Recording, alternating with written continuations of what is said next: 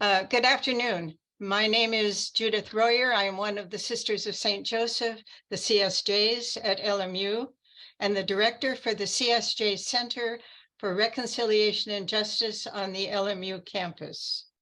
So on behalf of the awardees today and the Sisters of St. Joseph and the CSJ Center here on the LMU campus, I want to welcome all of you, including the family, friends, colleagues of the 5 people we are celebrating today. The Hidden Heroes program is designed to honor members of the LMU and law school faculty, staff, student community, alums and/or community partners who have been committed to social justice and service and action. These are people who have gone largely unrecognized, under the radar, as we would call it. So this is a good time to tell some part of the stories of this year's 5 awardees. I also want to take this opportunity to thank our dedicated Hidden Heroes Selection Committee and the members of the university who nominated them. I will now introduce Doris Baisley, the presentation editor, to talk about the unique nature of this recognition ceremony. Dory? Thanks, Judith. Judith and I come from the theater department. So the way we celebrate our hidden heroes is that we dramatize them. We match them up in conversation with writers who will make their stories into dramatic monologues that will then be read by a group of actors. As the story moves from the original storyteller through the writer to the actor, and then out into the audience with the storytellers in the audience, we create a circle of communication that brings the individual story to life in a new collective context with new meaning, value, and power. The piece itself will be about 1 hour and 20 minutes long, and afterwards we'd like to invite you to stay because we'll present the award to the 5 hidden heroes, and we invite everyone to stay as the awardees, actors, and writers will get together for an on-screen discussion and pretty much a celebration. It used to be a reception out in the courtyard, but we can't do that anymore. So now, welcome to everybody, and here is our Spring 2023 Hidden Heroes.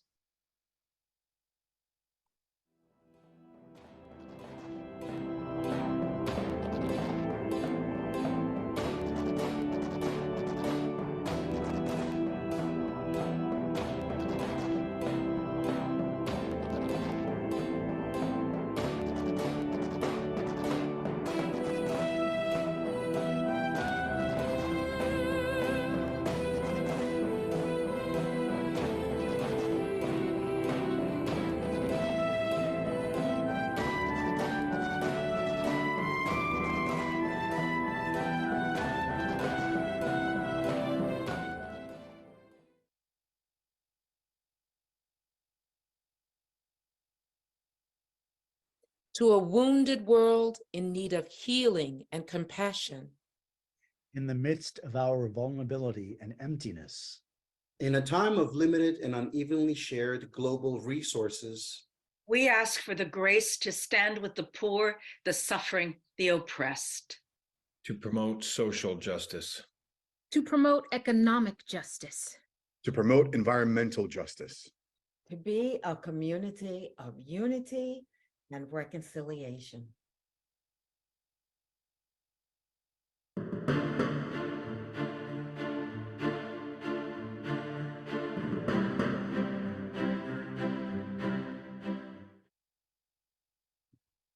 You're not welcome here. Think about that for a second. I'm a teacher. I was born in Pakistan. My family came to Canada in 1970. Toronto in 1970 was a British city, like it was 85% British. Forget about being white. It was like to be the Italian was the exotic other. When you were the only Pakistani kid, you're one of a handful of brown kids. And you didn't see people that looked like you in the media. The only people that I saw with dark skin were African-American folks, like athletes, that kind of thing. The first time I actually had like Muslim friends was in university, because in high school, we were the only Muslim family. It wasn't like we were doing the religious observances, because it typically would be like, you'd go to the mosque for the 2 Eids at the end of the Ramadan month of fasting, that kind of stuff. But it wasn't like this wasn't like a regular sort of thing. I came to the study of Islam really in an accidental way. I was a psych major with an English minor. And, as you're studying English literature, you begin to realize, oh yeah, I need to understand the Bible. I didn't know the Bible. And so, okay, maybe I should take a course in the Bible, because that helps you understand, Shakespeare, Blake. Blake makes no sense if you don't know the biblical traditions. I didn't know the stories, and that's where the moment came. Wait, I'm a Muslim. Maybe I should learn something about my own religion. Maybe I should study the Quran as well.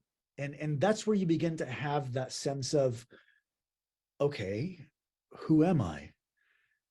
And on the one hand, I'm a male, I'm straight, but I am brown and I'm Muslim. In this way, I may be part of the dominant culture. In this way, I may be part of the minoritized culture.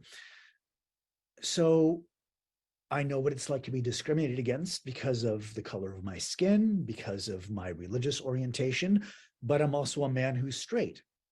And there's a certain, power that comes with that, a privilege that comes with that. You grew up with gay friends.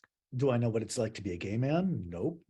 But it's exactly that sense of, you understand, you know who's underrepresented.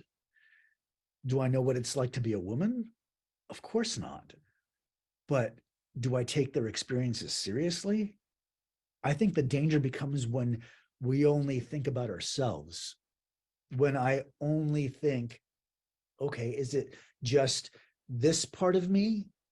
Or all I care about is I want Muslims to advance, or, I want brown people to advance.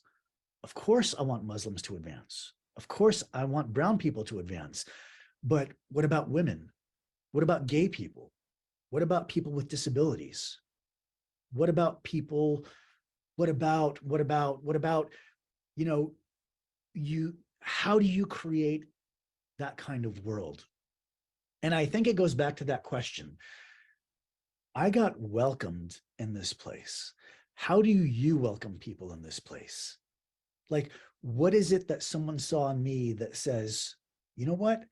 That working class kid, that immigrant kid whose parents work in factories, maybe he's got something going for him.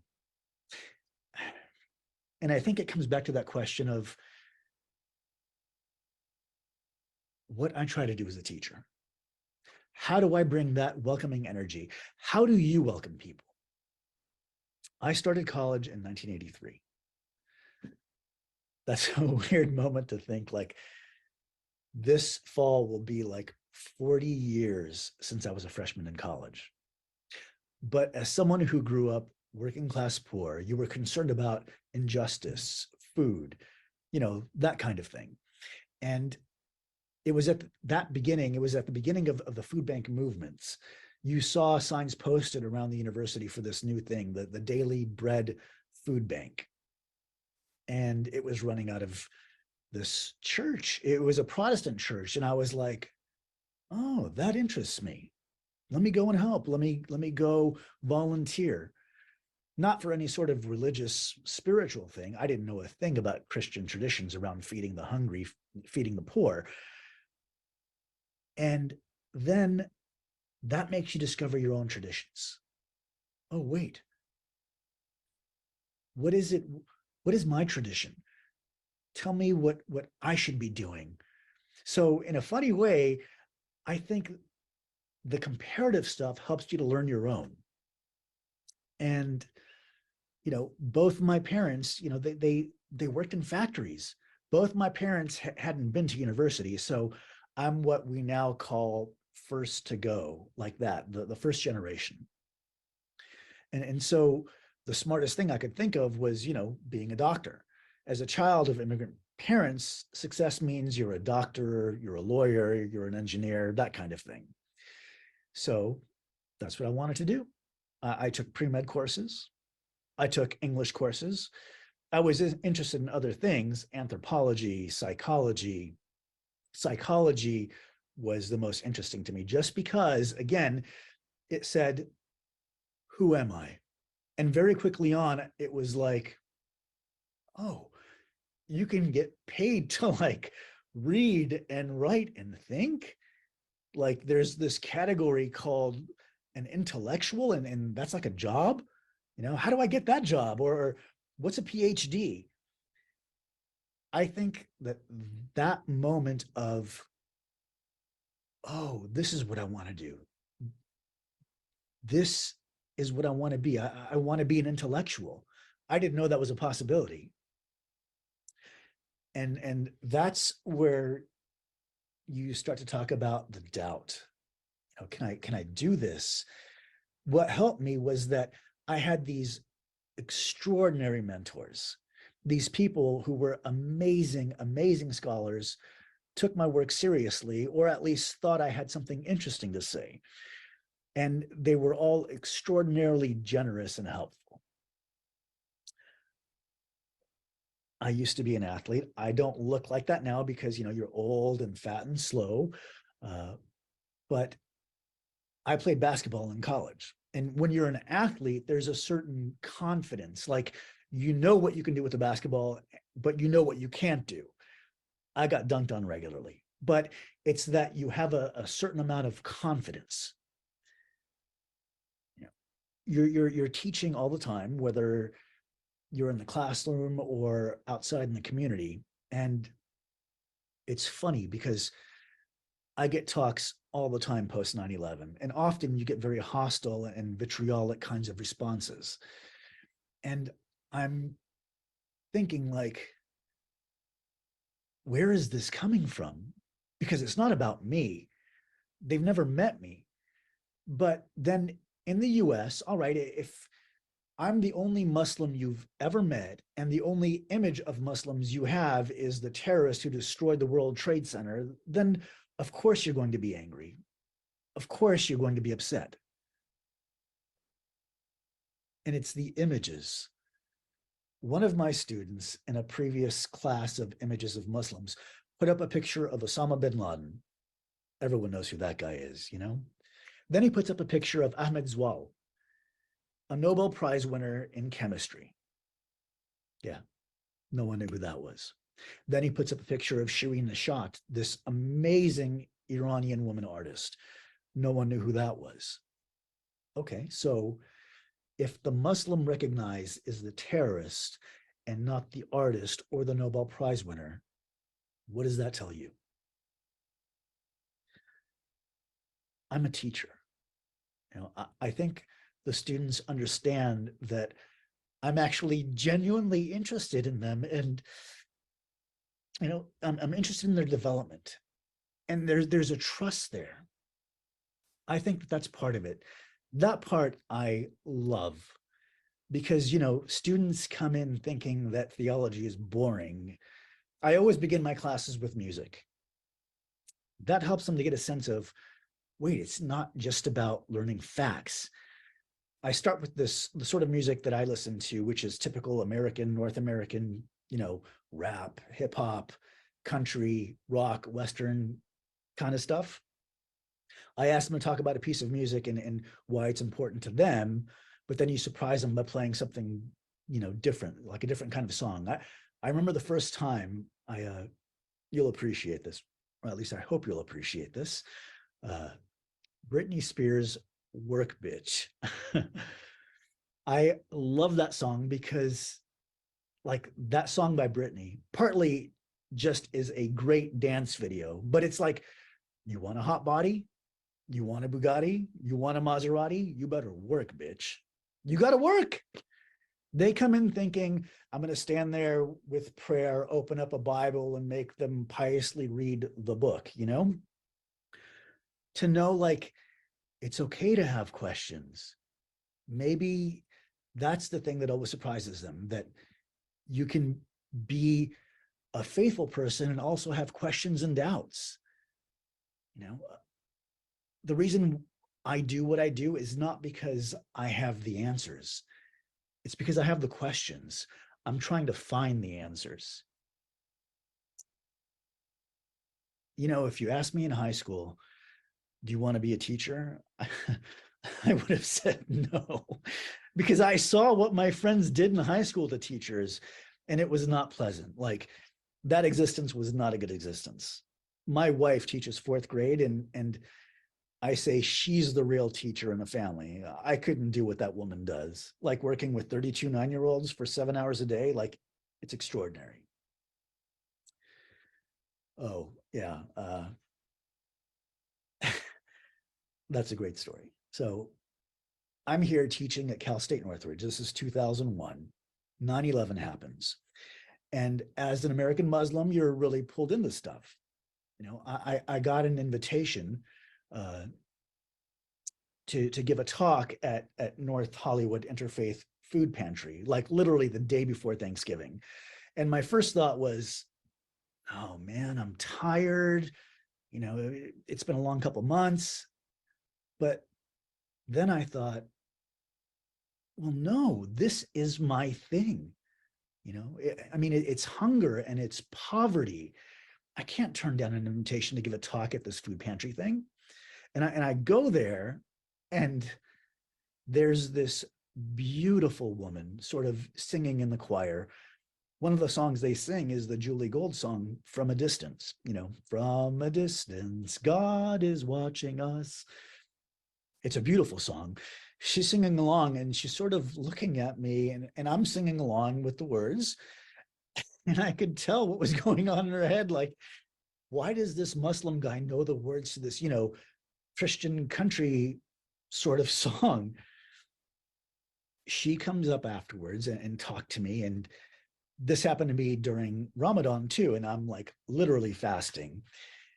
She and a couple of her friends said, oh, we know it's Ramadan. Would you like to go and have a meal? Absolutely.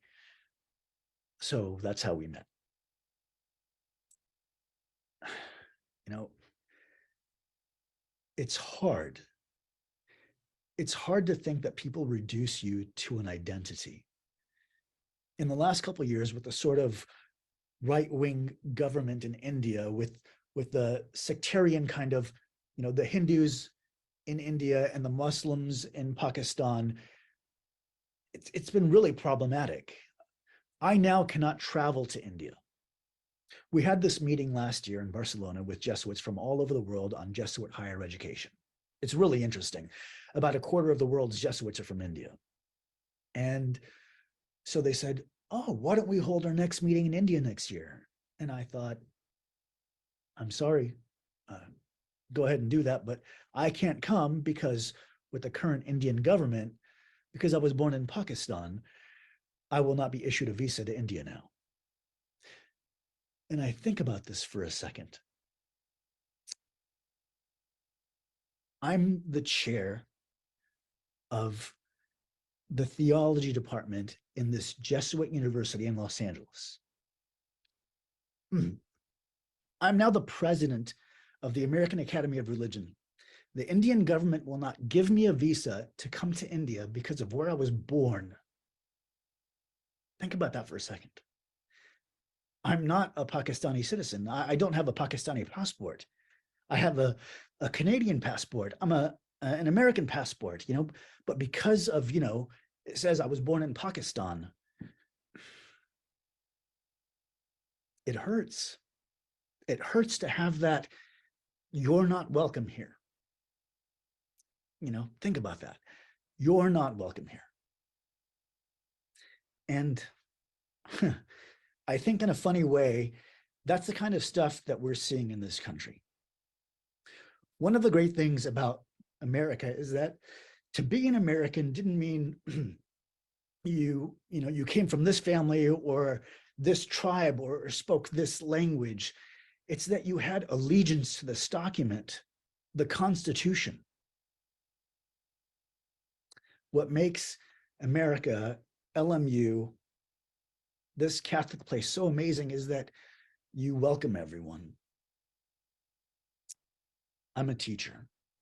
I was 4 when we came to Canada. I didn't hit my stride till probably like 2nd, 3rd grade. And it was teachers. It was teachers who saw this quiet kid who wasn't saying much, realized, oh, this kid's not stupid. He just doesn't know the language. He's shy. He doesn't have any friends because it's a new country. Let's work with him.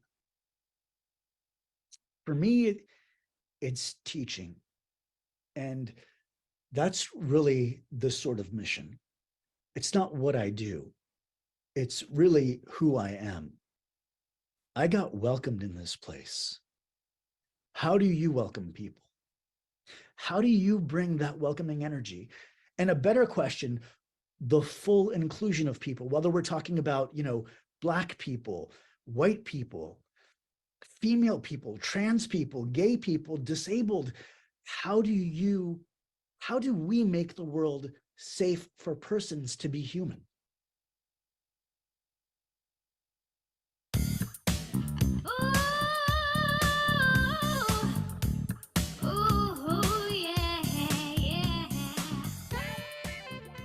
In 2020, the Black Faculty and Staff Association decided to revitalize itself, to reinvigorate the association, and then George Floyd was murdered. Just like that. Everything changed. The response to what we needed as Black faculty and staff, it changed the university. It changed the focus of my work. It was clear that could not merely just plan social events. When the Black Faculty and Staff Association met in January of 2020, we decided we were going to make the association more of a social outlet. We decided we would plan fun, upbeat activities that we would socialize more, just as Black faculty and staff. And at that meeting in January, we planned to convene again in March 2020, but obviously the pandemic struck. And then Memorial Day 2020 became a day the world will always remember. George Floyd's murder created a major shift. As Black faculty and staff, we could no longer think about our association simply being a social outlet. There was a call to make our campus an anti-racist university. This is where I have to talk about Lisa. She was such an amazing Black faculty and staff team member. I mean, remember, the operative words here, the operative words are faculty and staff, right? So we did anything we did for the Black Faculty and Staff Association had to be done outside of the hours of our university positions. We are kindred spirits on the Black Faculty and Staff Association. And then we put the needs of the Black community first, right? And we share the workload. So when we are successful, each person can claim responsibility for that success. But what distinguishes Lisa, she is such a solutions person. I mean, it's always great to have a person like her on your team. I mean, in addition to being a really active member of the BFSA, it has been wonderful, honestly, to see how deeply she's got involved in the whole university. I mean, president of the Staff Senate, chair of DEI for University Advancement. Lisa has this credo that she likes to live by. If you're going to complain about something, try and be a solution to it. Better yet, you only have the right to complain if you're trying to work on being a solution. So Lisa is the perfect kind of member for our association. Again, she is a solutions person. Now, people are not born thinking like that, right? I mean, you have to be taught to think like that, to be solution oriented. I don't know. I mean, observing Lisa work all over the campus now, she is a force of nature. She is working on being a solution. Maybe she was born thinking that way. Lisa has always been a really independent person. You know how a lot of babies like to be held and cradled when they're tired and that helps them? Lisa was not like that. She was the type of baby that wanted you to put her down. She was more fussy if you tried to cradle her. So I would just put her down and she would go right to sleep. She always has been really independent in that way. As a child, when she made up her mind to do something, look out. She didn't care if she was going to get in trouble. She just went with it. It would drive me crazy.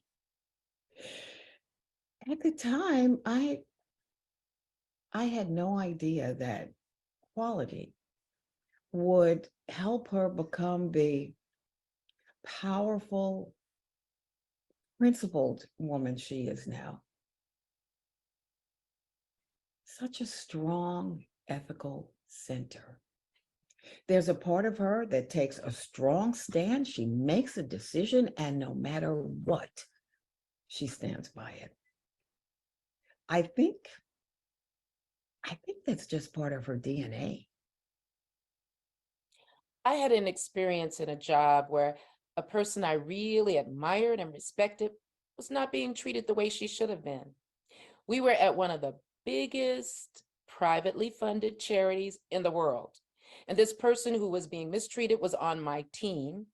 And the president of our chapter of this company had issues with her. Well, the president, personality-wise, just did not like this person on my team, who was a Black woman.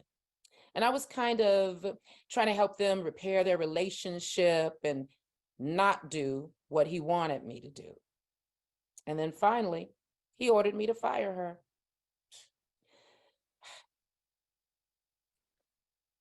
It was such an injustice.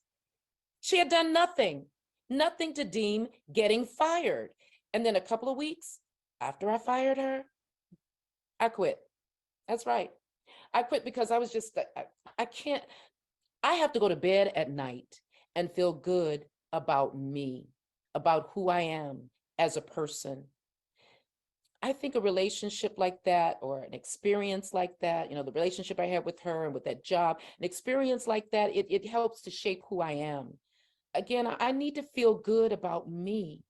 And if there are things that don't make me feel good about me, even if sometimes it's to my own detriment, it kind of goes back to childhood. Like sometimes I would do something and I knew it was wrong, or I knew there was going to be consequences, whether it was a spanking or getting on restriction or whatever it was. Once I made my mind up, I was just going to go ahead and do it. And so I think that kind of somewhat rebelliousness as a child, as an adult, it became my own sense of integrity, right? I feel that if something calls my integrity into question, then I have to stand firm on what I believe is right or just. I have to be a person who people say has a strong moral center. I have to stand firm for justice. When we were in our 20s, Lisa and I witnessed a crime. It wasn't a big crime. We were at this club with a group of friends. Everyone would always go to the club and to the 7-Eleven afterwards. So this guy who Lisa was going out with was already across the street at the 7-Eleven, and we were going to meet him there. Well, as we were leaving the club, this other guy that we didn't know kept trying to talk to Lisa, and she just kind of rebuffed him and went across the street to meet up with my date at the 7-Eleven. And Lisa's date got out of his car to talk to Lisa and me, and he left his car on, running. Then the guy who tried to talk to Lisa came out of the club. And he ran across the street, jumped into the running car, and stole it. And so we witnessed it, right? Yeah. And so we called the police. The police came and they ended up recovering the car and they wanted us to press charges. They wanted us to testify. It ended up being a gang member who stole the vehicle. And that started this kind of harassment that we got. And it got Somewhat ugly. right. It got ugly. But it ended up doing well. Initially, I was scared. We were both scared. Right. But what it really did was it pissed me off because he was trying to intimidate us not to testify. Trying to intimidate us not to testify. Right. And it actually did the opposite. I was like, you are not going to make me afraid to live where I live, to be who I am. You're the one who did something wrong. That's right. And we ended up testifying. We ended up testifying. And he went to jail. He went to jail. But it was still pretty Dramatic. Yes, it was traumatic. But it was really also very affirming. No one's going to steal from you in a sense of who you are, where you can live, where you can go. Yeah, all that stuff. But you remember, we did watch our backs for a minute. Yeah. Oh, God. Standing up against threats and testifying in a court case did help shape who I am now. But I do feel like when I was younger, I was really much more selfish, but not like some teenagers who just see their own worldview and everything is about them. For me, there were a couple of things that happened to me as a teenager and a young adult that affected the way I saw the world.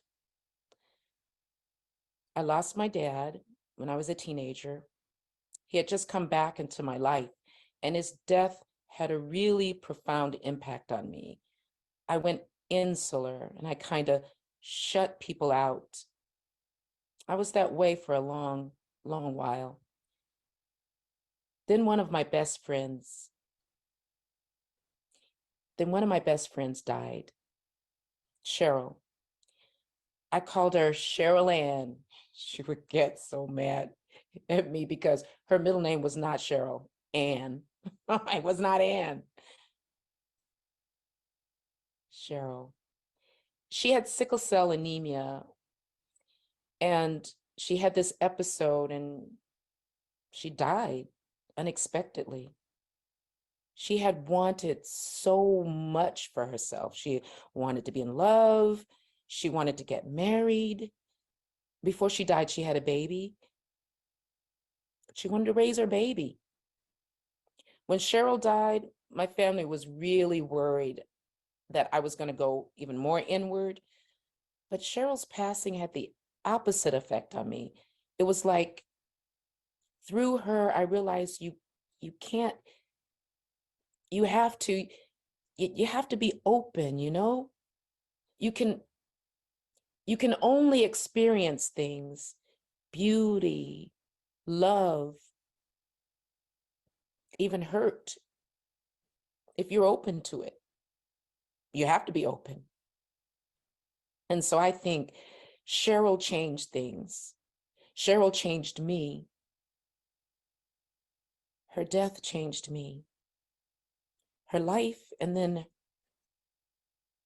her death had a really profound impact on me. Cheryl Johnson.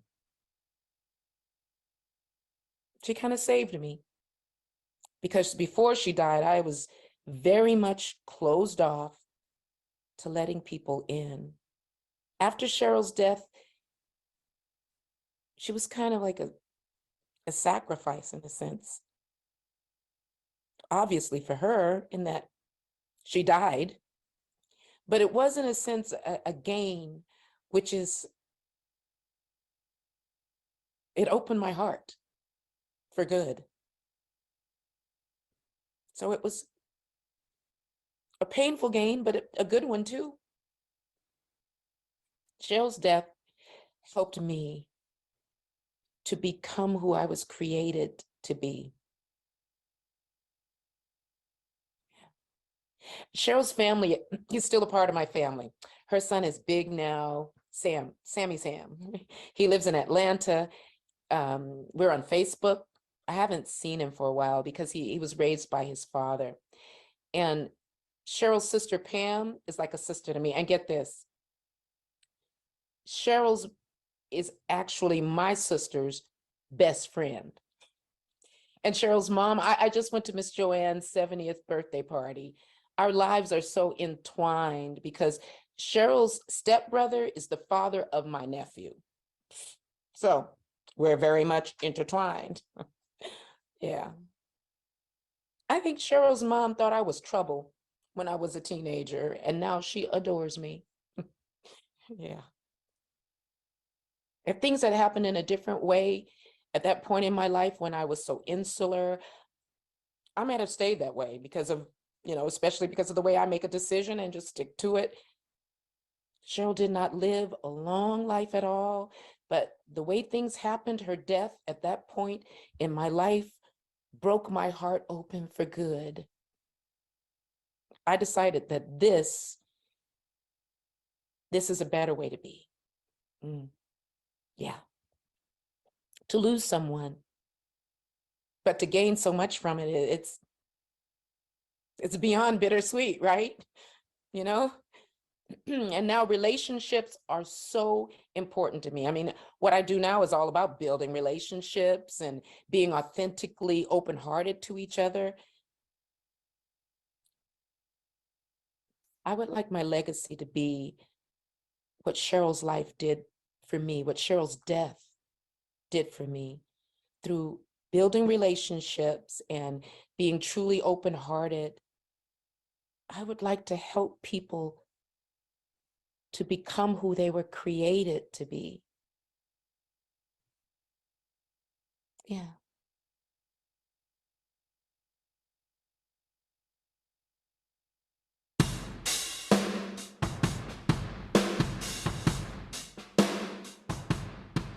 I got hired at LMU in January of 2004 for $9 an hour, 10 hours a week, working at LMU Extension and trying to get enrollments for the addiction counseling program. In California, there was going to be a new law that you had to have a minimum amount of training in order to be an addiction counselor. Now, before that law, there were no requirements. And so LMU Extension started this pilot program. I was in its first graduating class, and I was the charismatic student who they said, well, we'll give you $9 an hour, like the good late stage capitalists that they were, to help build the program. I eventually got hired full time because I built the program. It turned into one of California's premier extension-based professional development career enhancement programs for what's called co-occurring disorders. So the intersection between community mental health and substance use disorders, what people would call addiction. But now I'm the university's frontline person when someone has to make a decision. Is this individual of danger to themselves or others? And oftentimes we can't tell, but someone has to make a decision. So somebody gets walked over to psychological services, which is our student counseling center. Public safety, which is our police force on campus, takes a student over for crisis assessment. So I get the jingle. Then I'm making the level of care and emergency assessment, and I go on record as saying it. Now, most of the time it's based on criteria that are very vague and blurry. So we have to protect the university and protect our community. And a lot of times it's just a young kid being inconvenienced. It isn't full-blown addiction. Are they using too many drugs and drinking too much? Sure. I mean, you should have seen the 70s. They were glorious. Let's not be too out of touch with our students and how they're responding to the conditions of our lives. So that's one way.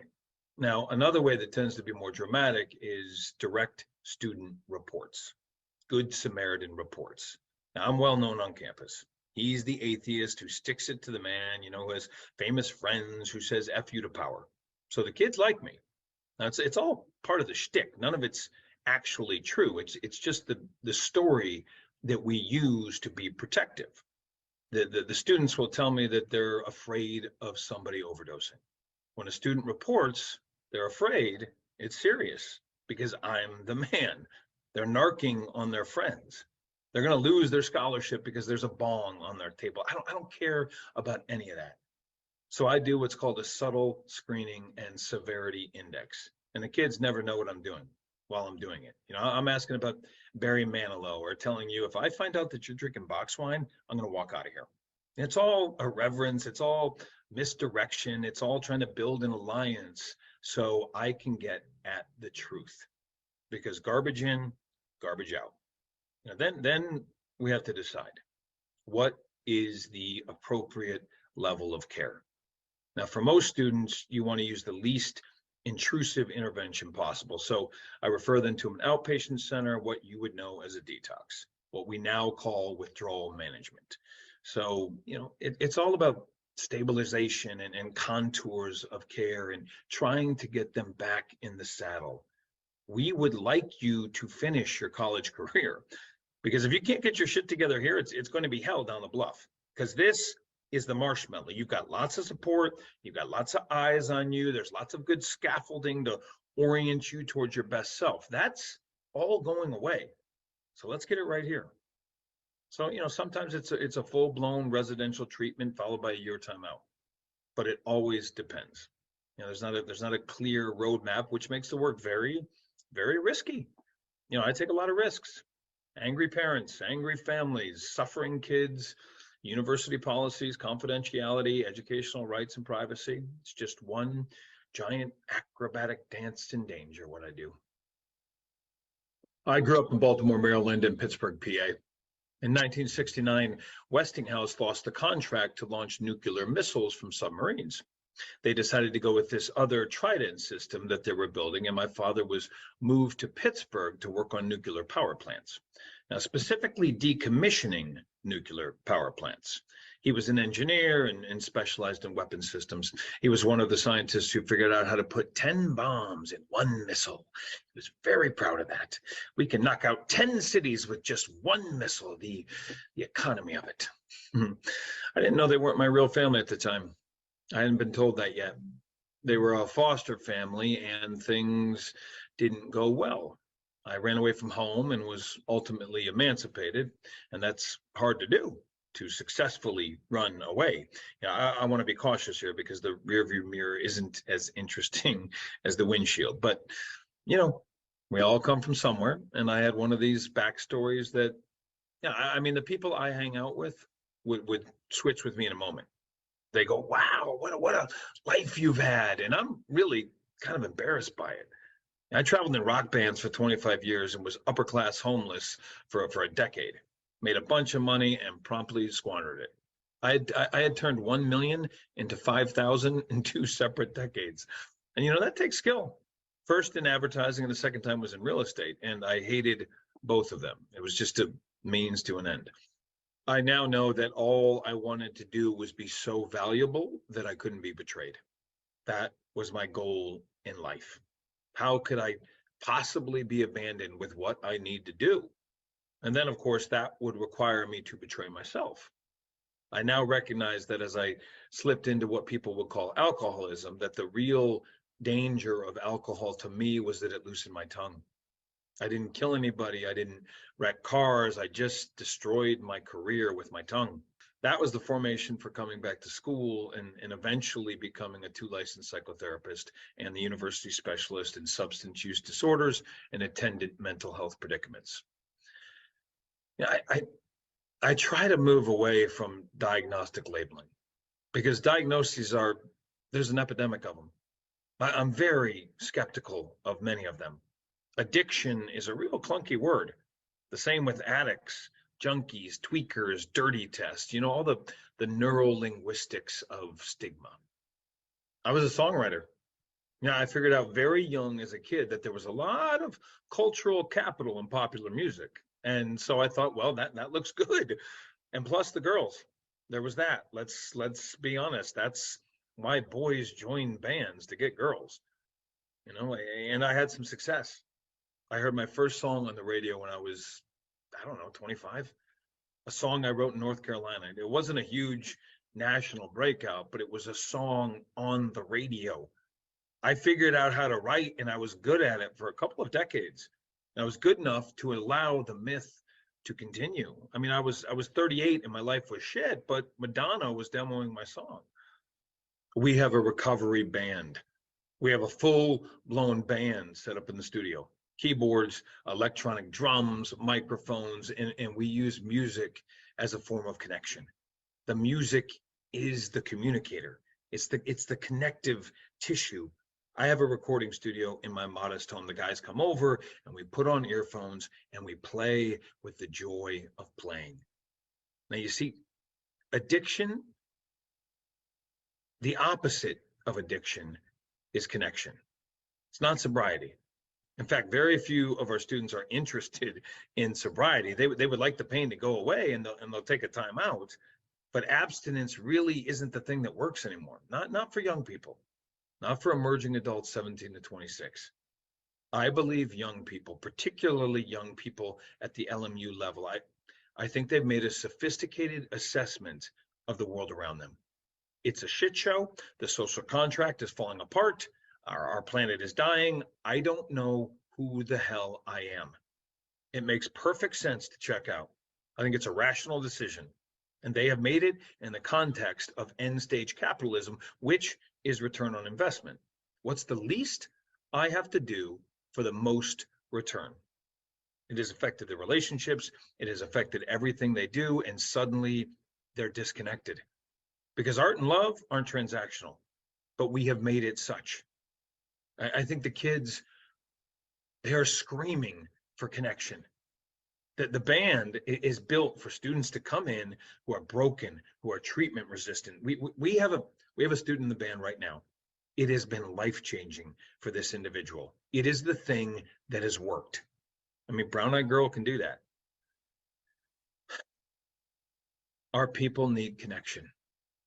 They want to know what meaning, identity, and purpose is. Now, the Jesuits do that very well.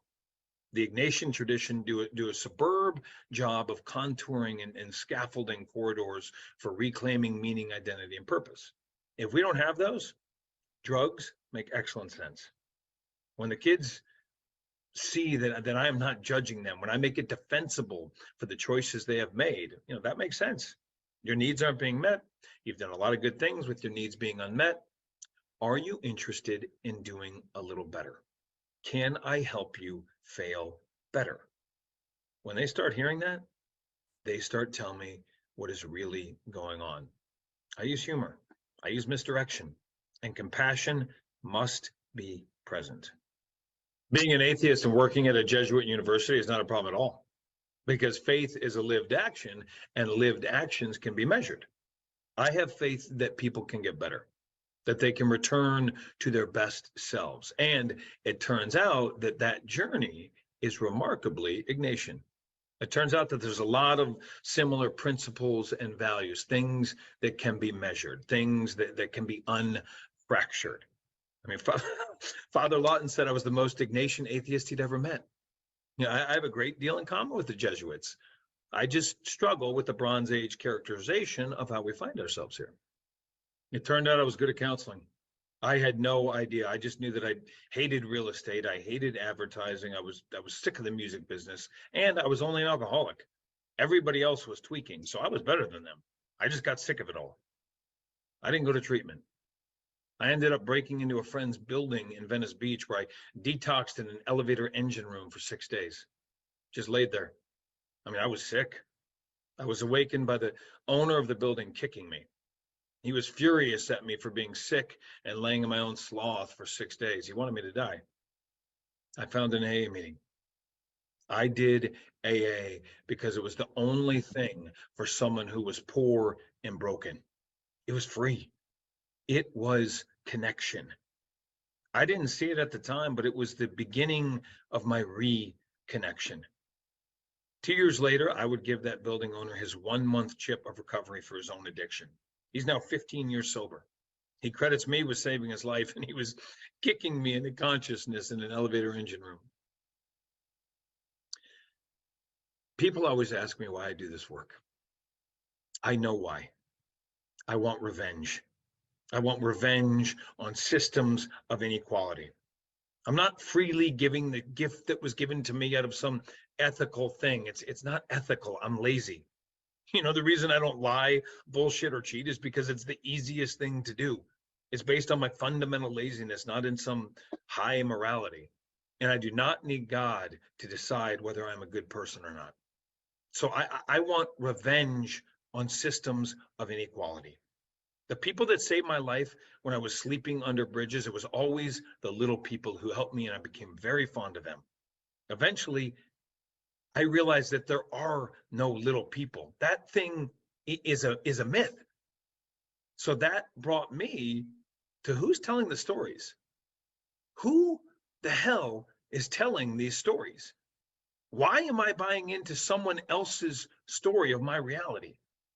And that's where it began. I did not have treatment. I stopped drinking. I never relapsed. I never used alcohol and drugs again, ever. I have been sober for 23 years. I'm fully recovered. I am in no danger of becoming an alcoholic again. I could easily drink again, but I am angry at that thief.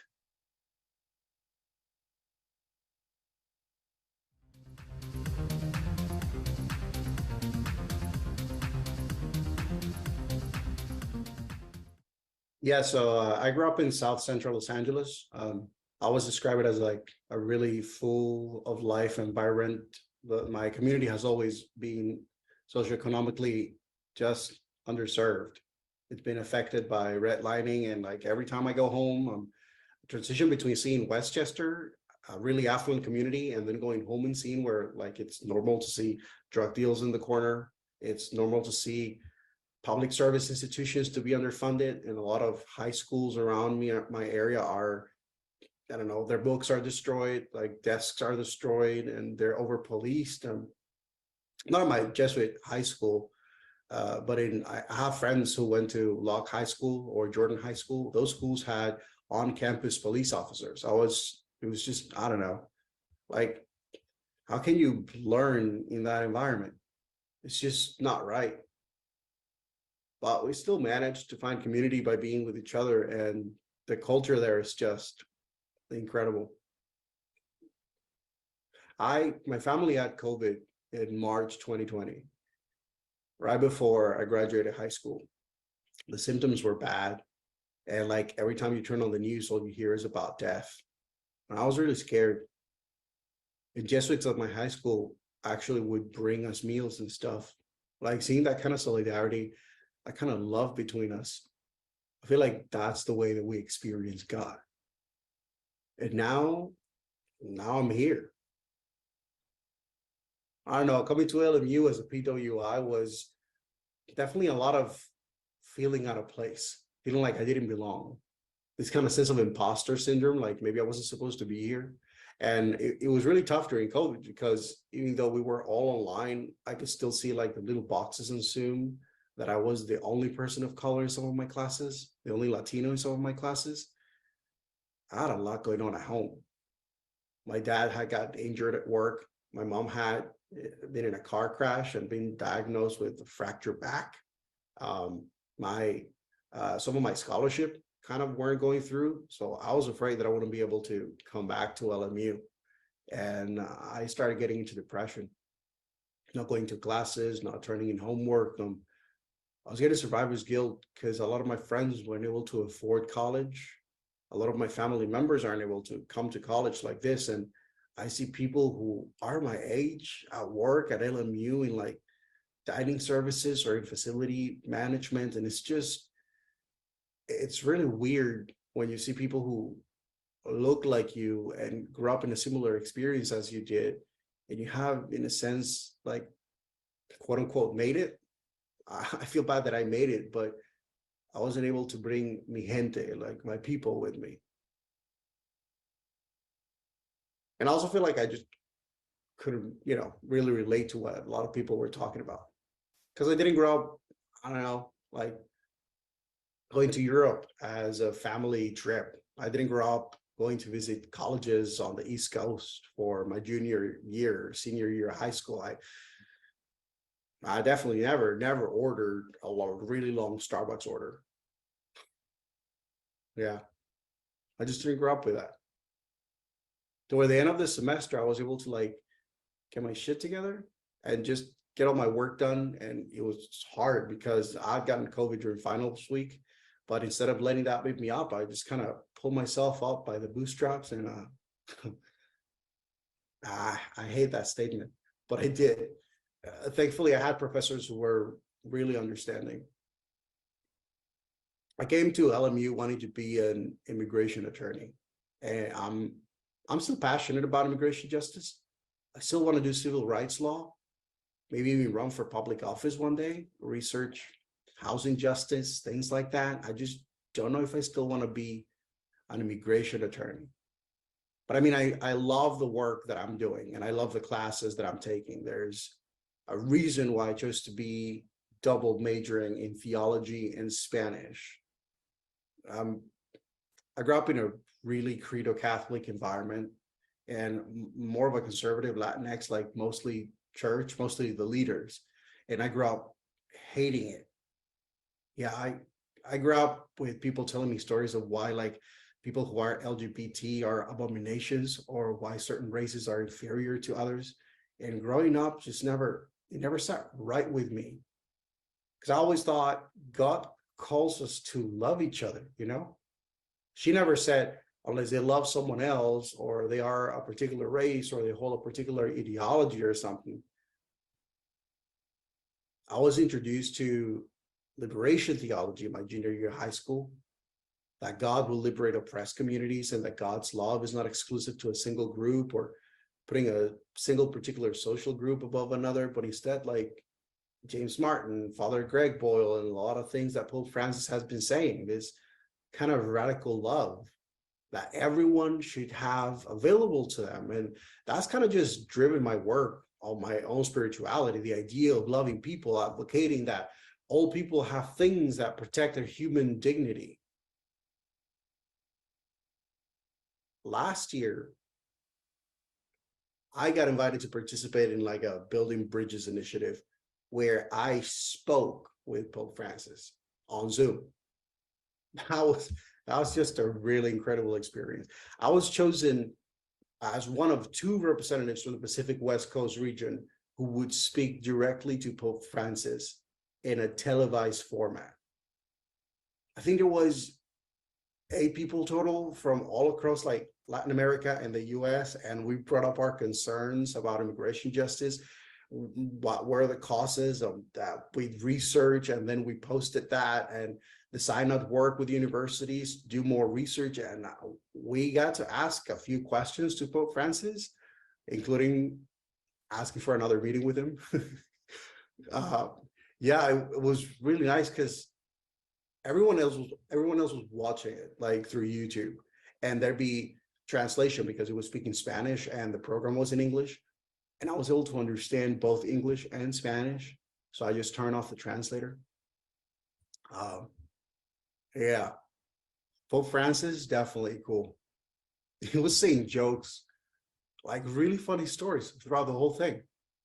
And at the end of the event, he said something that was like really radical for me. Really radical just in general for a Pope to say. Oren por mí, which translates to pray for me.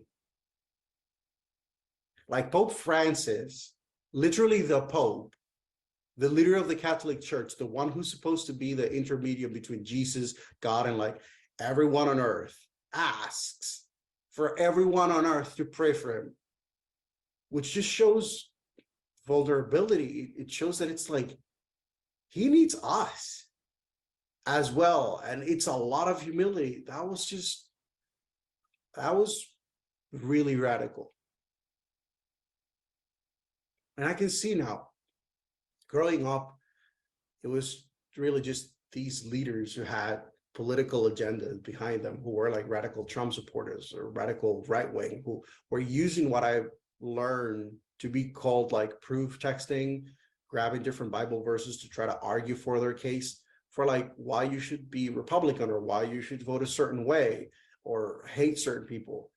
So I was able to talk with my family. And now they're able to challenge the beliefs that they grew up with. I've had conversations with my dad around why it's important to be inclusive for LGBT peoples in the Catholic Church. And at first, he was sort of reluctant, but he was open-minded. And now he always texts me like every time James Martin does something incredible. So I was just really happy I was one of those two people chosen. It was just really, it was a wonderful experience. I remember I was doing a Colores trip, quote unquote, offered by campus ministry. You go to Tijuana to learn more about like immigration justice. Met an immigrant woman from Mexico who had crossed the border, and getting to hear her story, it was that moment when I thought of my parents, because my parents are immigrants from Mexico, and hearing her experience and perspective and looking around the Zoom box with the other students that had come to the Colores trip, I realized that I was the only one whose background and family aligned with the story of this woman. And to them, it was beyond their imagination that someone would go through. And to me, it was like, I grew up hearing these stories from my parents. My dad comes from Mexico City, LDF, he calls it. And for him, he had to cross with the coyotes, which are like smugglers in Mexico. And when he got here, it got even harder because he was faced with racism, xenophobia. It was really hard for him to get a job. And he didn't get his papers till it was like 35. And for my mom, it was even worse experience because she had crossed the border multiple times. And I remember her explaining just some of her experiences where she would have to cross the desert. It was extremely hot. She had to go through a river. And I remember her explaining how like one time she had to be put in a vehicle inside of a little box, like a crate, and they put her in there with newspapers just for her to excrete any waste. And in my head, I just remember that moment being completely like emotionally distraught. Like, how can anyone treat a human this way? She was being treated like an animal. And to see these two people who I regard as my heroes, as people that I deeply love and respect, to hear about their experiences being treated like that, I was mad, angry. And I wanted to fight for people who had gone through those experiences like them. And it was in that moment where I remember shutting down the camera and like just crying. Yeah. And it's bringing up emotions right now, but I would say definitely that particular moment was when my eyes were open, because you can talk about the first gen experience being about how hard it is not having representation in academia, in the readings we're doing, the people you see in your classes or professors, but it was in that moment where I really lived it and I really saw it. The system wasn't built for someone like me to be able to come to the university like this. But again, getting involved with different communities, with a ton of activities on campus, and I got to meet a lot of great people with student governments and a whole plethora of different organizations. I've been able to make friends, create bonds, friendships, relationships, mentors, mentees, to just vibe with people, find a community. I love encountering God in the everyday and everything, and experiencing God through nature and through people, mostly from different backgrounds and ethnicities, and creating a bond like a family bond at LMU, away from home. Yeah, those experiences have been just so amazing. So yeah. So I guess that's how I've been so far.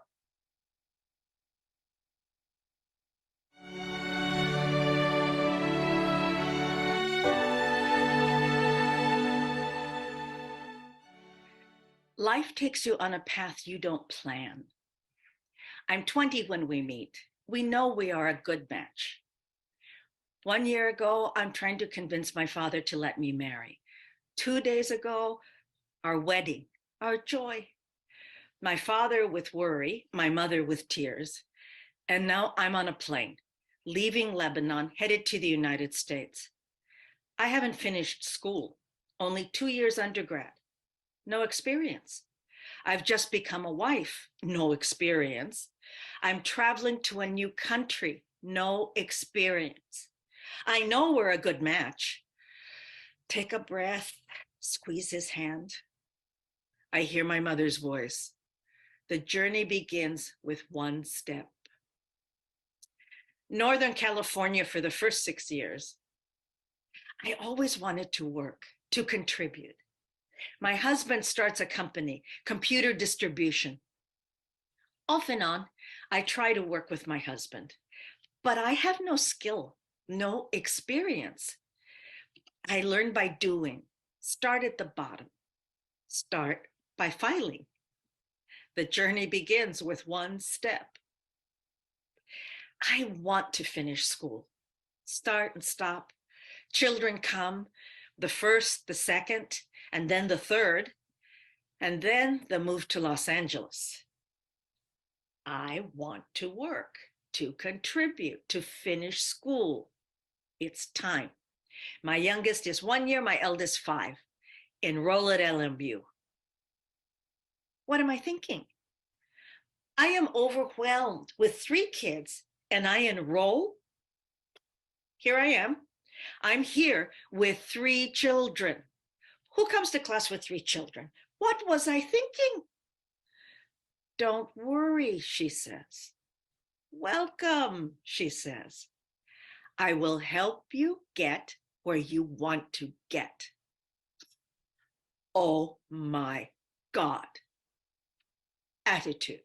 Rose, I have to stop and say something about attitude.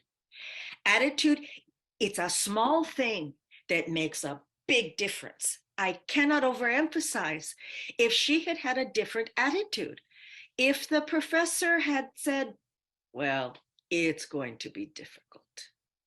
If they'd been cold or discouraging or said nothing, none of this journey would have been possible. It put my dad's mind at ease when I enrolled at LMU. It's why he was so opposed to my marriage. He was convinced I would never finish my education. He was adamant about education for all of us.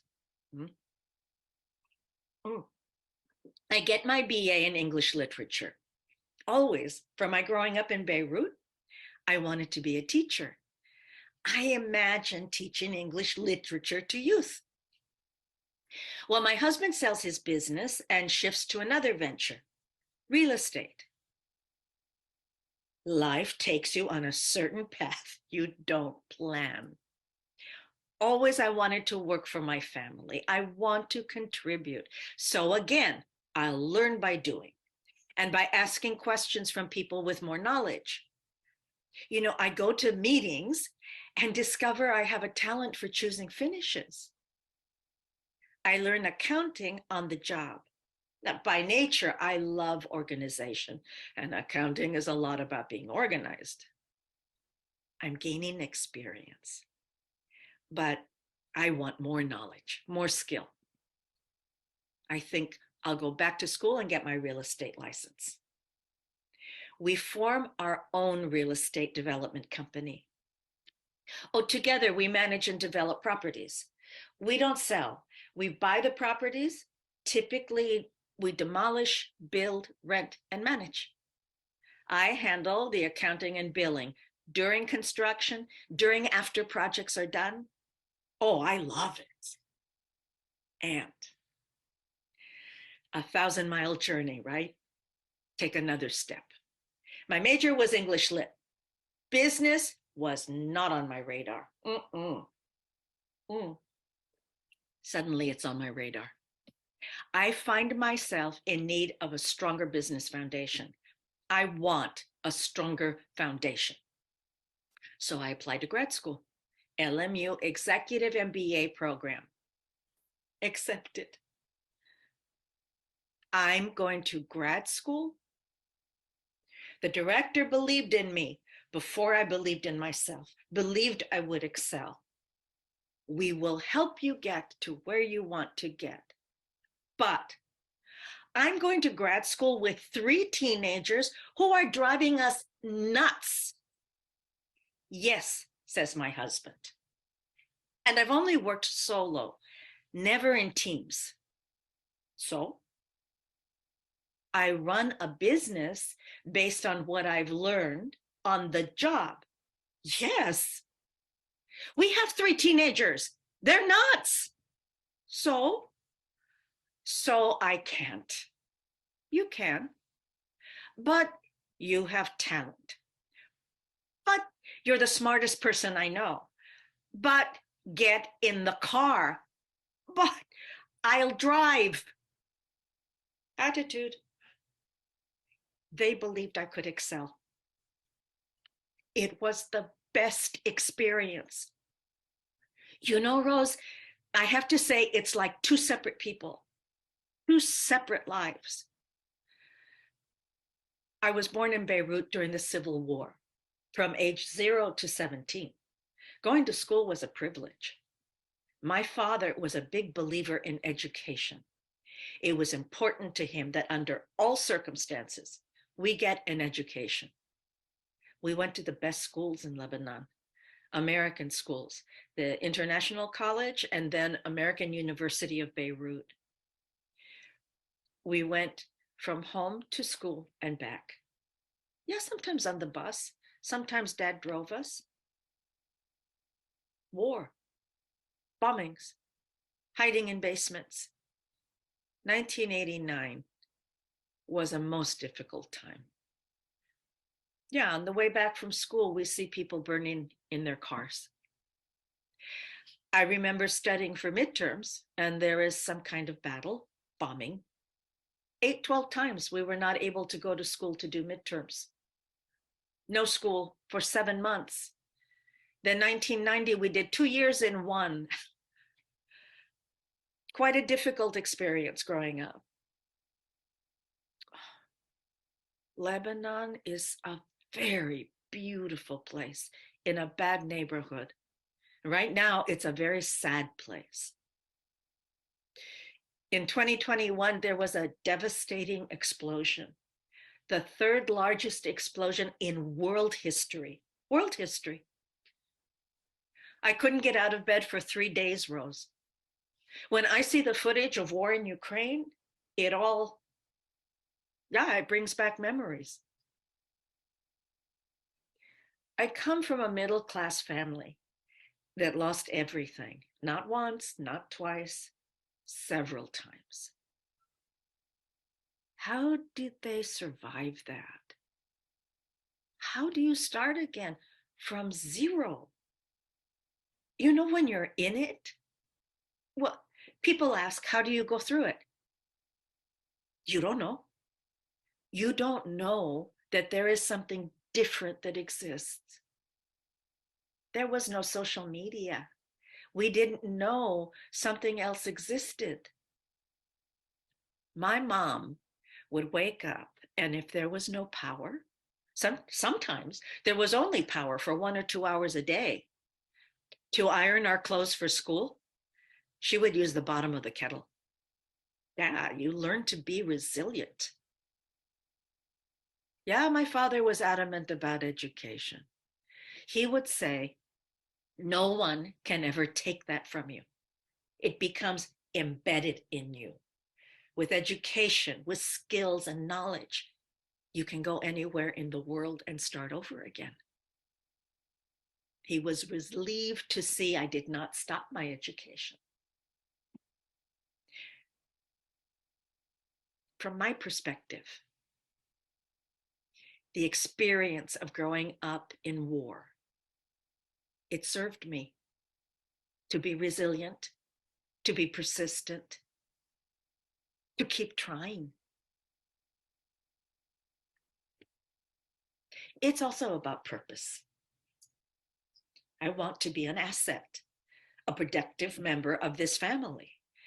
My educational experience, Rose, it was exceptional. And not just for the mind, for the soul. I excelled, graduated top of my class, ready to be in charge of our company's finances.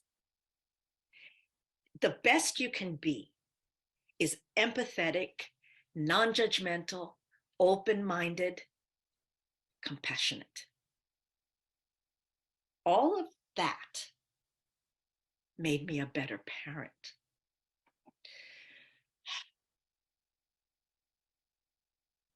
We come from different cultures, my children and I. I am an immigrant. I tried to raise them as I was raised in Lebanon.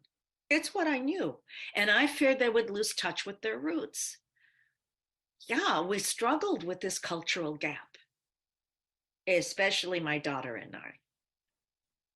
What is a prom?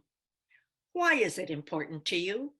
No, you can't stay out late. I don't understand these things.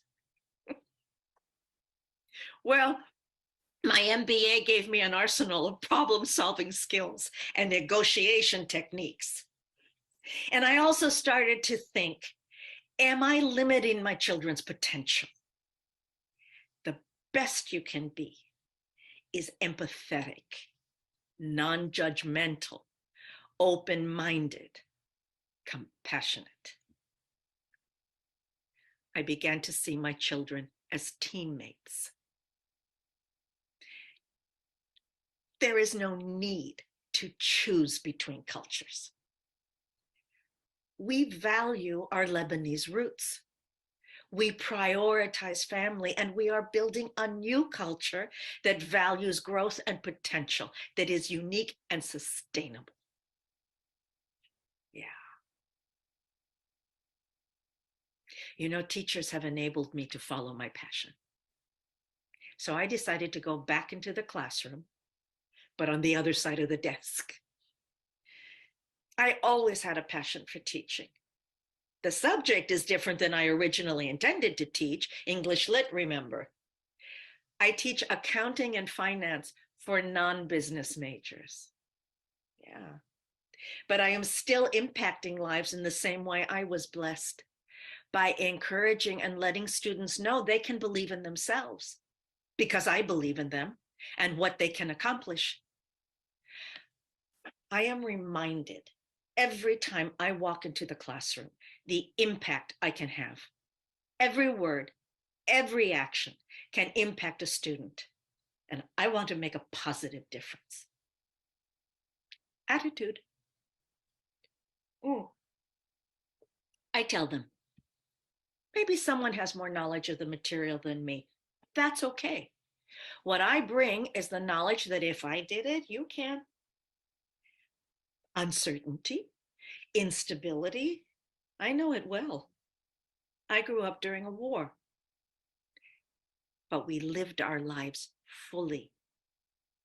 I was able to run a business based on what I learned on the job. Yeah, start at the bottom. Take small steps, ask questions, believe. We started the Ahmar Family Foundation to organize our philanthropic decisions. We focus on education, individuals and institutions.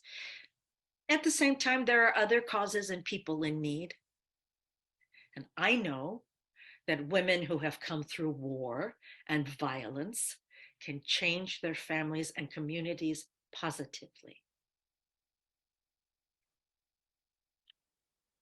I continue to think this has been a growth journey from Beirut to Los Angeles, from having no education, no experience, to actually running a business and teaching others to run their own.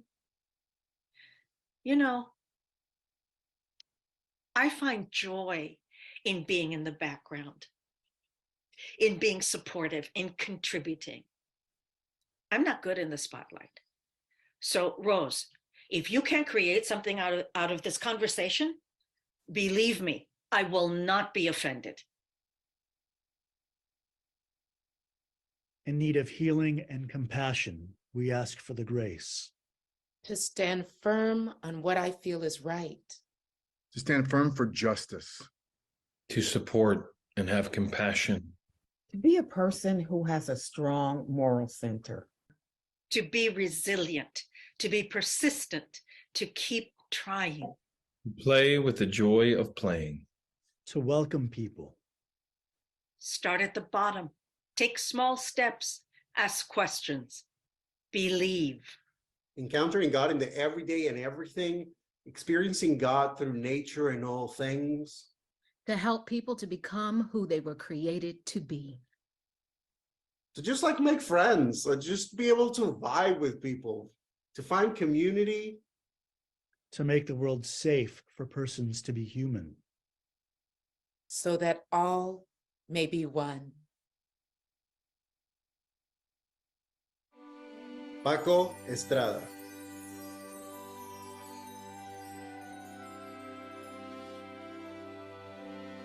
Hania Ahmar.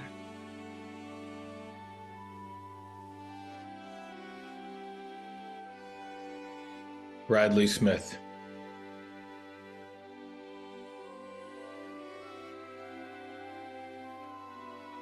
Lisa Jackson.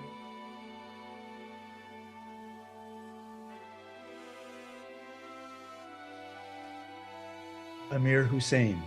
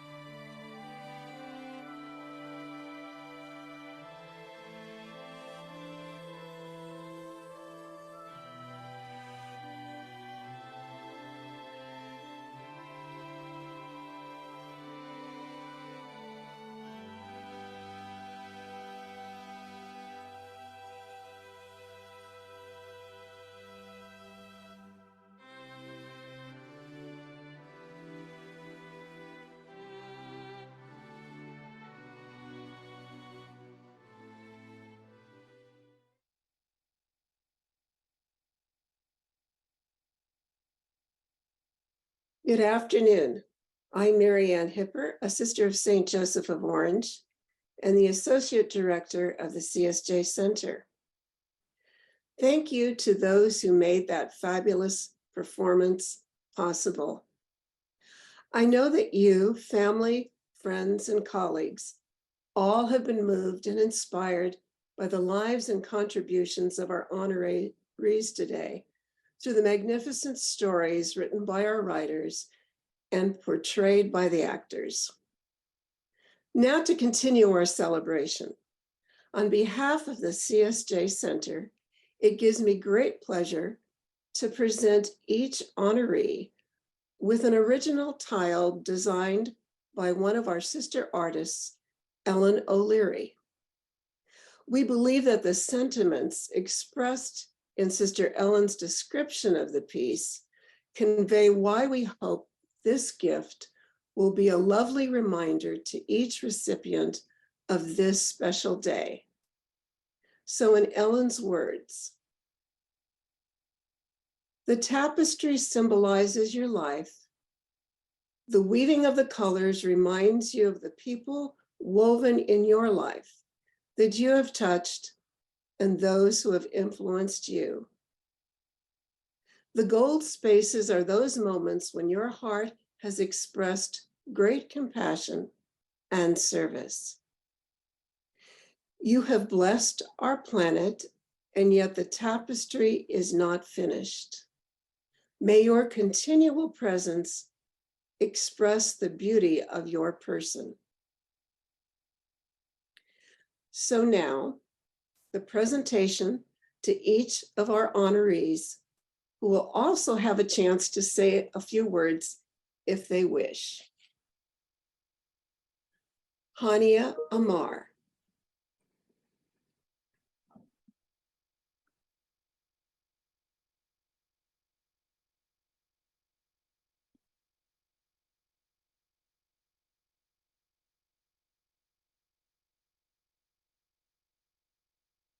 Hello,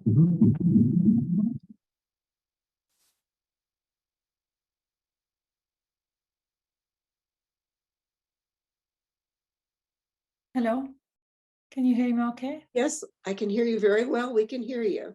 First, congratulations to all the awardees this afternoon, and thank you all for this recognition.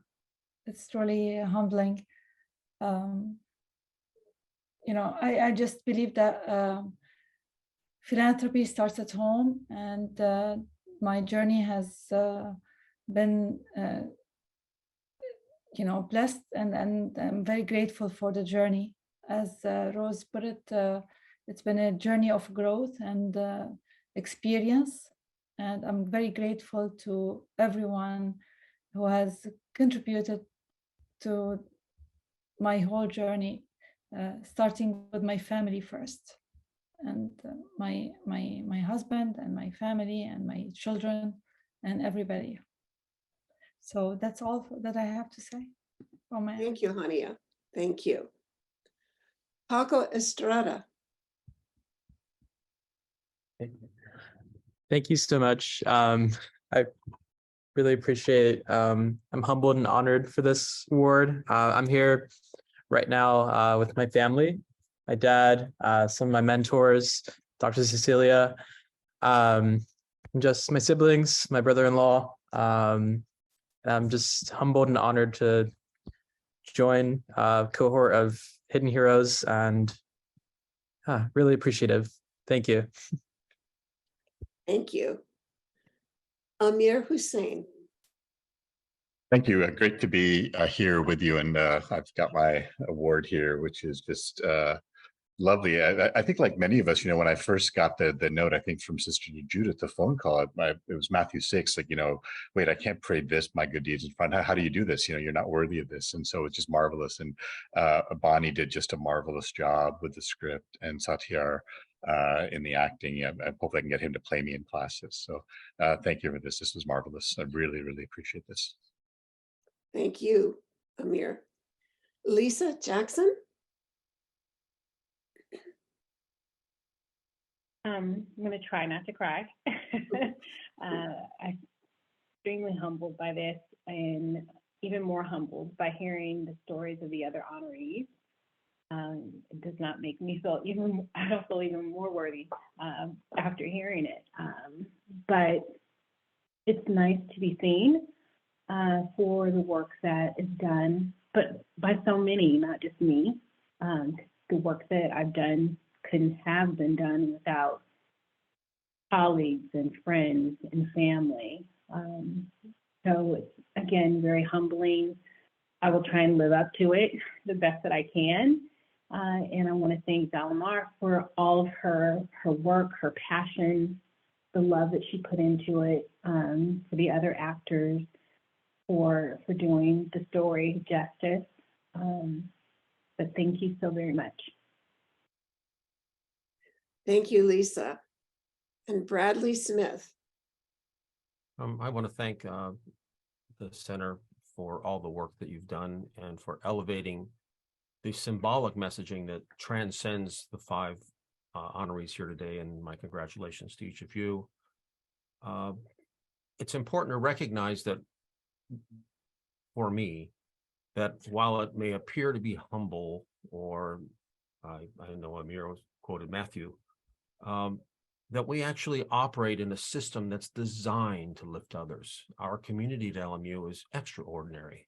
I'm fond of making metaphors and simply saying that I was the bee that could simply speak pollen to honeycombs that were already there, the sturdy ones that are affixed to the eaves and the broken ones that are shattered on the ground. All I did was communicate between systems that already existed, and that's really all I do. And it's a joy and a privilege to be in this community, and I am grateful to be here with all of you today.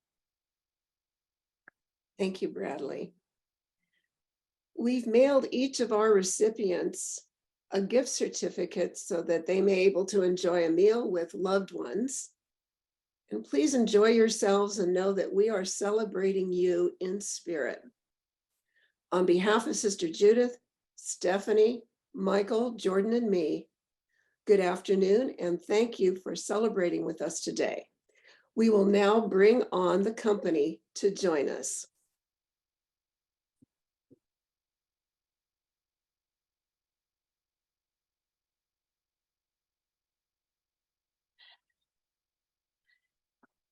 Well, hello, everybody. I want to again say congratulations to to the people we have honored today. But I also want to say I think you have honored us. You have honored us by sharing stories that challenge and inspire us. And I think every one of you in the last few minutes has really caught the spirit of what we're about, and that is the building of a community.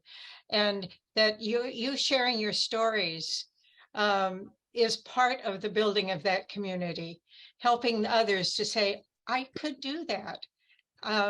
And yeah, there are challenges, and yes, there are sacrifices, but there are also great joys.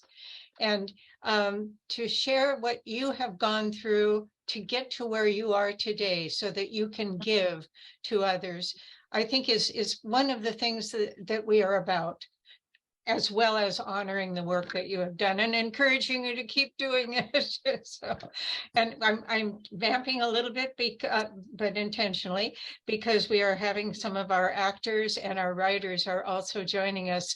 And as soon as they can get on screen with us, then we will open a kind of sharing of the day and the experience, as well for the actors and writers as for those that we have honored. And there's no agenda on this. This is just, by the way, Stephanie will be sending you some DoorDash so that you can eat later. So we meant to get that done before, and somehow that just got lost in the shuffle. So it will be coming.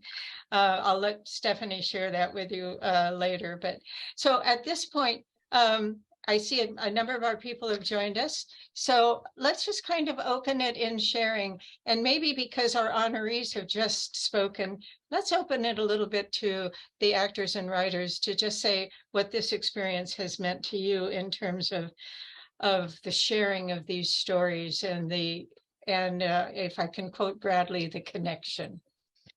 So any of the actors that want to speak up, or any of the writers, or any of the honorees who would like to talk to the writers and actors. Just speak up, David. Okay, just hi. Congratulations. I'm such a proud alumni of Loyola Marymount, and it's just so moving. And Lisa, I worked on your project, and congratulations to everyone. It's so encouraging. It reminds me, and especially like Michael, I don't know how old you are, but it's like, I'm like, oh, I remember, that reminds me of me when I was 20 years old. And it's like, I'm so encouraged, and this has been such a great afternoon. Thank you so much, and thank you to just a few. It's been really moving. And David is joining us in this company of actors and writers for the first time this time. So welcome, David. So again, just anyone who would like to share questions. And I think we have some coming in from chat that Stephanie or Jordan will share with us also. I have had the privilege of being a part of this process several times now. And I have to say that I feel, and this is probably ego on my part, I feel very much a part of what these wonderful people do, because I get to listen to the stories. I get to go through them time and time and time again, each story, and be a part of what their lives are, and then bring that to the rest of the world. And it's just such a joy, such an honor, and such a pleasure. And each time I think I can't be bested, it can't be bested the time before. And each time I get to talk to somebody who is just so wonderful and so thrilling to be able to communicate with and meet who I would not get to meet and know were it not for this program. So just like it was said before, this is a community that has already been established that I get to be a part of, and I'm very happy about that. I want to acknowledge how terrifying it must be for the awardees to put your story in our hands and not know what the heck we're going to do with it. So I want to acknowledge that, because also as a theater artist, while I know it, I don't always realize in the moment how terrifying it is. So Hania, thank you. Just thank you for being so gracious. In the moment that we spoke, in your giving me your daughter's information so she and I could speak, and in our texting this afternoon. Thank you. Thank you, Rose. Thank you for everything that you've done. And I did get a little anxious towards the end. It is a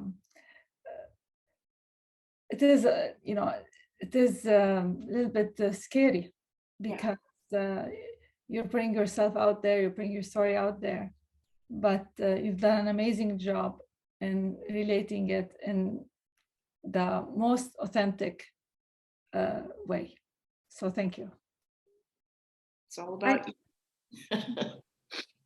I just want to bring to attention to one question we have in the chat for the awardees. What are you most proud of yourself, about yourself? I'll let the floor take it away. Thank you all so much.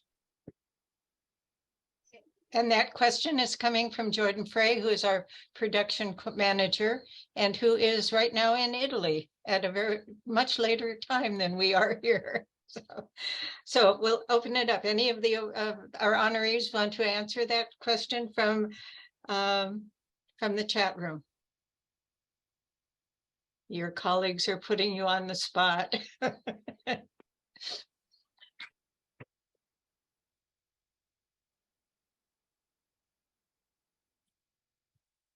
We'll come back to it. See, maybe people will want to share something later. I can answer that if that's okay. Okay. I can answer that. Probably proudest of the work ethics, of the resilience, of the determination, and there's a value for perseverance. And I think this is one of the things that I'm most proud of from my perspective. And if I can instill that in my family and with my children, that would be the thing that I'll be most proud of, in raising children that have the same values and determination and perseverance ethics, because it pays off. And thank you for sharing that exact gift with us in your story today. Any of the other awardees want to respond to that?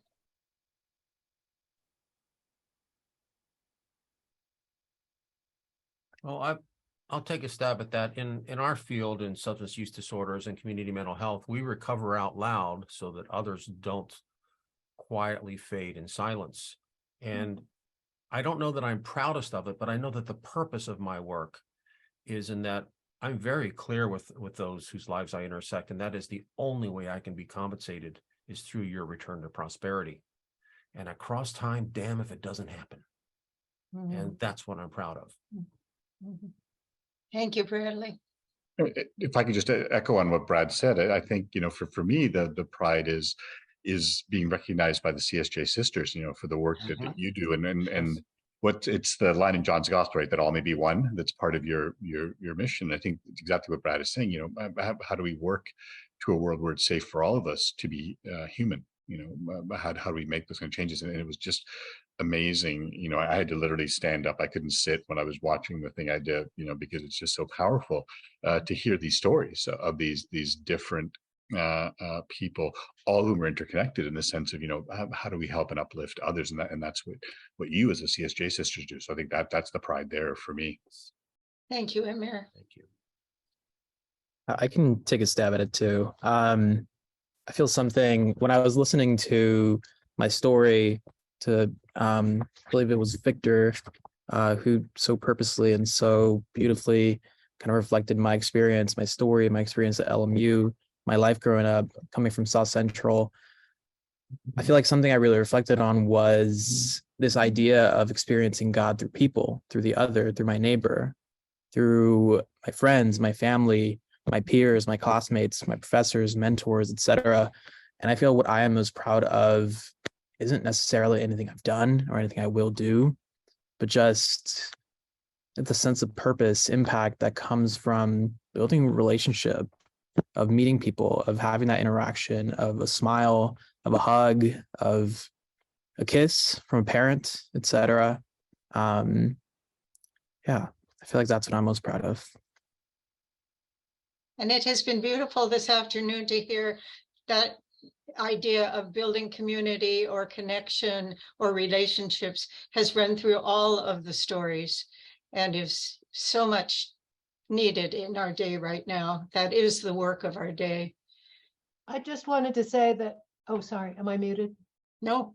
Okay, I just wanted to say that one of the things I heard today that was so amazing to me, and I think is such an accomplishment for each person, is how every story had in it started with displacement, that children displaced from war, from foster care, from immigration, these moments of real displacement, and that the lesson for, or grief, even in Lisa's story, that that in each one there was the idea that now that has been turned to lifting up others is really beautiful. And I could hear it so clearly today through as a line straight through all of these stories.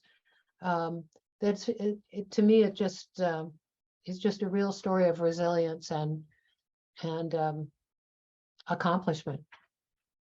And for those, you have met the actors and so forth in the credits, but there are several people on view here who you would not have met, who were behind the scenes. Dory is the editor for the production, and Keith, who has joined us after a long trip back from San Diego, just got in. Thank you for coming, Keith. He is our videographer.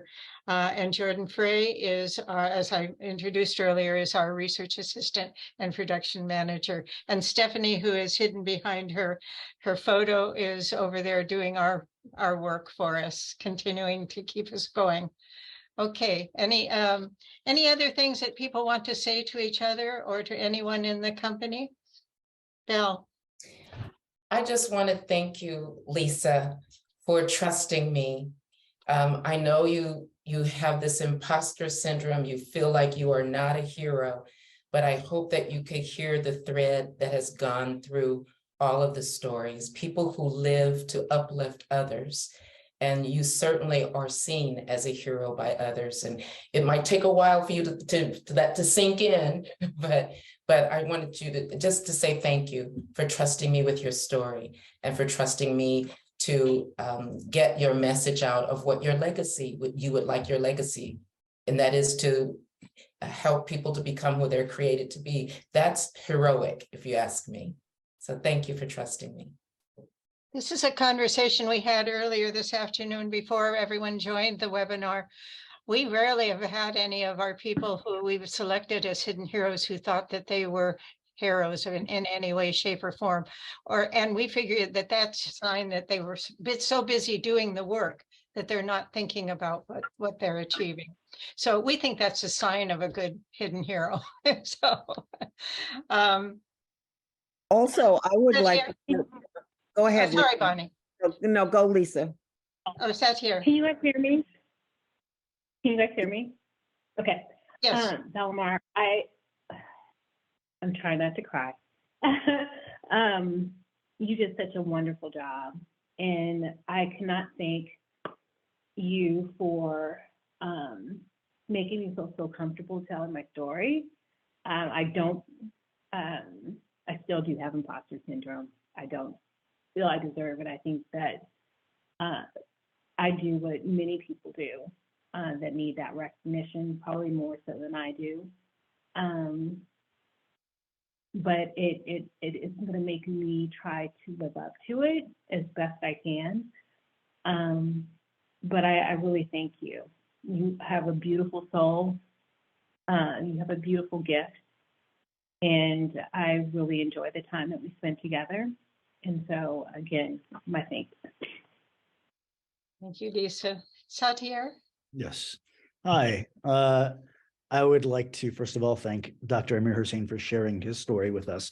It was beautiful. And just in hearing it again, I was actually moved, and not just by his story, but by hearing others as well. It was all just very touching, and it gives us a chance to see the human side of our instructors, who sometimes we just, we don't always know your background, know your full story. We see you as, almighty instructors. And it's wonderful to hear not just, your successes, but what led you down the path to where you guys are.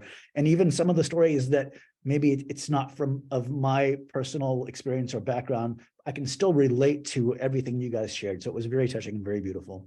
And also I wanted to thank Keith Stevenson for inviting me to be a part of this, and also mention that it was his birthday yesterday. So happy birthday, Keith. Oh. And Satyar is also new to our company this year. So welcome to you. Judith, we have one more question from the audience. How did the actors prepare? And well done to all of you. Oh, okay. I'll turn that over to the actors. Well, I actually did some research on Dr. Amir Hussain. I looked him up and saw some wonderful interviews that he had given that were on YouTube, and just reading his story, I could relate to a lot of what he has gone through. There are some very similar parallels in my path in moving to the States when I was just under 5. I was 4 years old, and a lot of I know what it's like to be discriminated against, and I know the hurt and how what that feels like. And ultimately, it's what he's doing is bridging the gap between cultures and bringing people together through our humanity, and it's a beautiful thing. I really enjoyed just doing some research and discovery about him, and then just ultimately reading the story again and seeing those pictures in my mind is what helped me. Any of the other actors want to comment on that?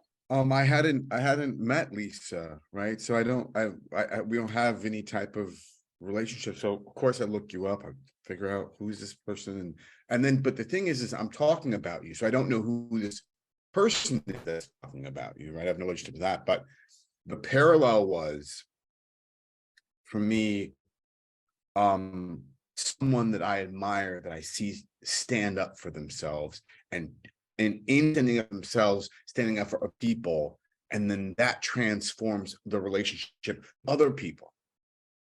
And that's why I was like, okay, this is easy, because I know a few people like that. Fortunately, in my life, I have a few. And then I got really joyful, and I'm just so happy to finally meet you, and then see everybody else, from Amir to Bradley. I mean, Hania, I mean, everyone that was here is like, oh wow, it's so encouraging. That's how I approached it. And I know I had a small, brief thing, but it was really moving, and yeah, I'm, again, very, very proud for you all. I had the same experience. I had a very small thing with Lisa's, but I did get in touch with that pride, that parental pride of seeing a person who, you might not have thought, because they were like, maybe they misbehaved or maybe they had such a strong will, but to see how that person has developed. And for me also right now, it's really helpful to see people who really have a commitment to the good of humanity, when we see so much of people who really, you can't even understand how these people could be, what they could possibly be thinking about the world, to have the experience with Amir and with Lisa, and in seeing the whole presentation, people who really are committed to the best of humanity. It's like, it gives you a cause for life. It's wonderful. I don't want us to go much past 4 because I know people are, it's our first sunny day in several months. So I'm hoping you can get out and enjoy some of it if you're in Southern California. But I do want to make a couple of special thanks. First of all, certainly to Stephanie, who has guided us all and supported us all. Yes, there she is. And to Jordan, who has had several late nights in recording and whatnot from Italy, but she is studying abroad over there. And certainly to Keith, and that is the yeoman's job for doing the video work, the recording and the video work. We've worked several times now with him, and we're really happy with this partnership and very grateful to him. I also want to thank our two, Satyar and David, for coming on. Both of you actually sort of in the middle of the process. So thank you so much for that, and stick with us. And our ongoing thanks to Val, Bonnie, who are part of the company now as actors, writers, triple threats, the whole bit. I also very especially want to say to, and to Dory, for who is always my co-producer and keeps me going and on the right track, by the way.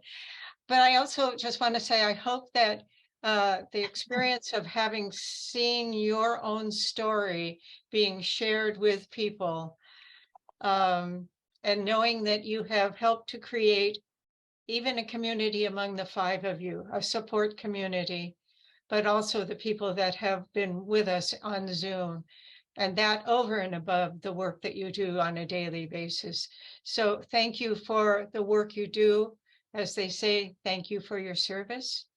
And may you just have a wonderful evening. Stephanie, is there anything you want to tell them about the DoorDash? Those are on their way. And I also wanted, we missed one, Rose, who's a veteran company member. I'm sorry. Yes, of course. But no, those DoorDashes are on their way. Thank you, everyone, for all you do. And thank you for being a part of today. And Rose is the 3rd one. Val and Rose and Bonnie are our 3 veterans there. There is one other person, Judith. Thank you for all the work you have done. You keep this running, and so thank you for doing this. All right, thanks. Thank So you. have a good evening.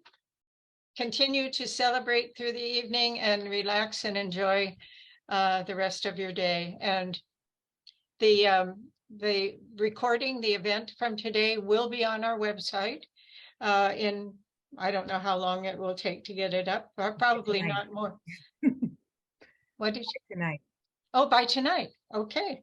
So if there's somebody from your family or friends that were not able to see it, you have a chance to do that. So, all right, Dory, do you want to say anything before we close off? No, I always think this is the best one. So once again, I think this is the best one. Can I say something real quick? Hello? We can hear you. Yeah. Hi. Hey. So I just wanted to say thanks to Bradley for sharing his story with me and with us. And any writer would write your stories, all of you participants, 100 different ways. You know what I mean? And I found a way to tell part of Bradley's story in a conversation that was very entertaining and enlightening and very touching at times. But I know for Bradley and like the rest of our honorees, it's about the work and not the worker. So, but by sharing your stories, you inspire the rest of us to go out and do the work as well. So thank you for sharing in that way. Thank you, Keith. Thank you, Keith. Yes, well said. All right. And on that, go have a great evening. Bye-bye. Bye-bye. Bye, good work, everybody. Bye-bye.